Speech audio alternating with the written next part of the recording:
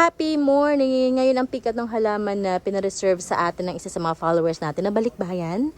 Ito yung mga malalaking halaman natin. So, prepare na natin. Ito yung lagpas taon na rubber, Black Prince rubber tree natin. Kasama din ng fiddle natin. Isang pat ng talisay. Ayan. Yung pinakamalaking bili natin. Ayan.